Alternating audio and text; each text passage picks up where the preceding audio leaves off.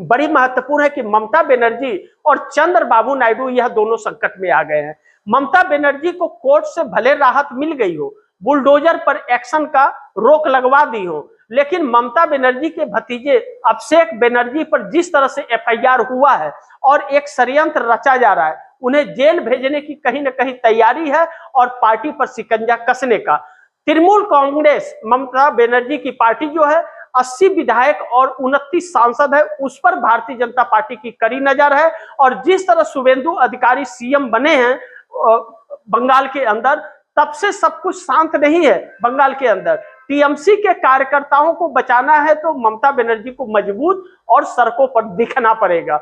ऐसे में ममता बनर्जी के सामने चुनौती है कि अब जो एफआईआर अभिषेक बनर्जी पर हुआ है उसको लेकर के अब शिकंजा कसा जाएगा। यह एफआईआर इसलिए हुआ है क्योंकि चुनाव के वक्त अभिषेक बनर्जी ने अमित शाह को लेकर के कुछ बयान दिया था, लेकिन अमित शाह ने भी बयान दिया था। अमित शाह ने कहा था कि 2.5 लाख सीआरपीएफ के जवान यह चुनाव खत्म होने के बाद भी नहीं जाएंगे, टीएमसी के गुंडों को उल्टा लटकाएंगे। बंगाल में बवाल हो गया, बंगाल में सबको पीटा पीटी करने लगे, अफसरों दफ्तरों को जलाया जाने लगा, बुलडोजर चलने लगा। ममता बनर्जी सुप्रीम कोर्ट जा करके किसी तरह राहत तो दिलाई, लेकिन टीएमसी कार्यकर्ताओं को बचा नहीं पाई। ऐसे में ममता बनर्जी एक चुनौती बनती हुई नजर तो आ रही है। इसीलिए ममता बनर्जी को शांत करने के लिए एफआईआर किया गया। शारदा स्कैम में अभिषेक बनर्जी फंसे हुए हैं, उनकी पत्नी फंसी हुई है, इसके लिए ईडी का भी शिकंजा कसने की उम्मीद है। एक कंप्रोमाइज उनसे करने की कोशिश में भारतीय जनता पार्टी है कि वह अपने 29 सांसदों का समर्थन भारतीय जनता पार्टी को दे दे। क्या ममता बनर्जी तैयार होगी, यह देखना महत्वपूर्ण होगा। लेकिन चंद्रबाबू नायडू की मुश्किलें कम नहीं हो रही हैं। चंद्रबाबू नायडू और भारतीय जनता पार्टी का टकराव लगातार बना हुआ है।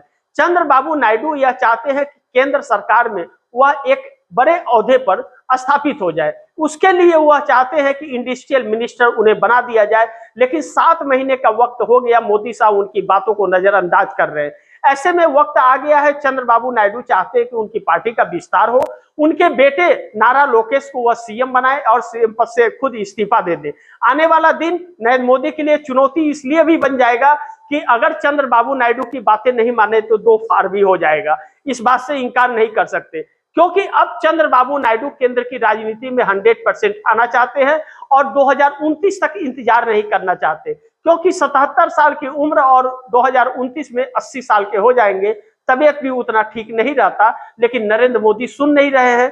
ऐसे में साउथ के अंदर कांग्रेस का जनाधार बढ़ता हुआ देख करके चंद्रबाबू नायडू मुश्किल में हैं और नरेंद्र मोदी सुन नहीं रहे हैं। ऐसे में चंद्रबाबू नायडू कांग्रेस से नजदीकियां बनाते हुए भी नजर आ रहे हैं। आने वाले दिनों में यह सारी चीजें देखने को मिल सकती है। लेकिन महाराष्ट्र के अंदर एक और बड़ा गुल खिलाया जा रहा है। महाराष्ट्र की राजनीति अचानक फिर गर्म होने लगी है। शरद पवार की एनसीपी जो 2 टुकड़े में थी, एक टुकड़ा तो भारतीय जनता पार्टी के साथ सुनेत्रा पवार का है, उसके भी 2 टुकड़े होने की संभावनाएं बताई जा रही है, क्योंकि उनके पास जो 40-41 विधायक है, उसमें से 15 से 20 विधायक भारतीय जनता पार्टी में जाने के लिए आतुर हैं और सुनेत्रा पवार पार्टी को बचा नहीं पा रही है फिलहाल तो। लेकिन शरद पवार अपनी पार्टी का विलय कांग्रेस में करने की तैयारी में है। पिछले दिनों उनका बयान आया था कि कांग्रेस को मजबूत करना जरूरी है, इसके लिए क्षेत्रीय दलों को कांग्रेस में विलय करना भी जरूरी है।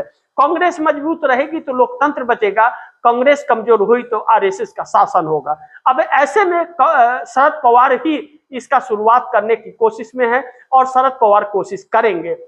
लेकिन शरद पवार की बेटी सुप्रिया सुले, जो उनकी इकलौती बेटी हैं, अब वह पार्टी को संभाल नहीं पाएंगी और पार्टी को अभी तक शरद पवार ने ही संभाला। ऐसे में सोच रहे हैं शरद पवार की अगर पार्टी टूट जाए, बिखर जाए, इससे अच्छा पार्टी का विलय उसी कांग्रेस में कर दिया जाए जिस कांग्रेस से हम बाहर आए थे, यानी कि घर वापसी का कोशिश किया जा रहा है। और शरद पवार अब राजनीति से संन्यास लेंगे, क्योंकि उम्र ज्यादा हो गई है, कोई चुनाव वह लड़ेंगे नहीं। अब वह शरीर साथ नहीं देता कि रणनीति बनाए जा सके। ऐसे में शरद पवार महाराष्ट्र के अंदर एक इतिहास और नजीर पेश करते हुए नजर आ रहे हैं। लेकिन नीतीश, नायडू और ममता, यह जो हैं, तीनों ही मुश्किलों में हैं। ममता बनर्जी को हार के बाद भारतीय जनता पार्टी सता रही है अलग अलग तरीके से।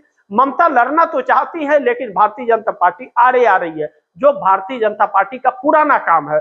इस तरह से भारतीय जनता पार्टी उनके ममता बनर्जी को अपने साथ किसी भी तरह मिलाने की कोशिश कर रही है और नीतीश कुमार को साइड करने की कोशिश कर रही है। इसीलिए सम्राट चौधरी नीतीश कुमार को भी अलग अलग जगहों पर साइड कर रहे हैं, उनके डिप्टी से हमको नहीं बुलाया।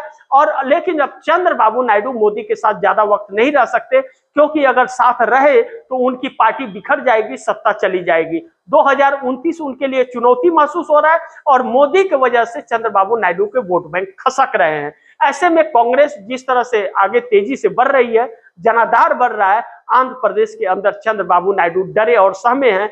कभी भी हुआ कांग्रेस के साथ भी चंद्रबाबू नायडू जा सकते हैं। कांग्रेस यूपीए पार्ट 3 का आगाज करने जा रही है। यूपीए गठबंधन फिर एक्टिव होगा, इंडिया गठबंधन का खात्मा हो चुका है। बाकी आप दर्शक क्या सोचते हैं, आप दर्शकों की क्या राय है, कमेंट बॉक्स में जरूर दीजिएगा। इस खबर को ज्यादा से ज्यादा शेयर कीजिएगा, अपने दोस्तों को भी कहिएगा आगे शेयर करें। और आपने टीवीटीएफडी न्यूज 24 को सब्सक्राइब नहीं किया, सब्सक्राइब कर लीजिए, अपने दोस्तों को भी कहिएगा सब्सक्राइब करें। मिलते हैं अगली खबर के साथ, तब तक के लिए नमस्कार।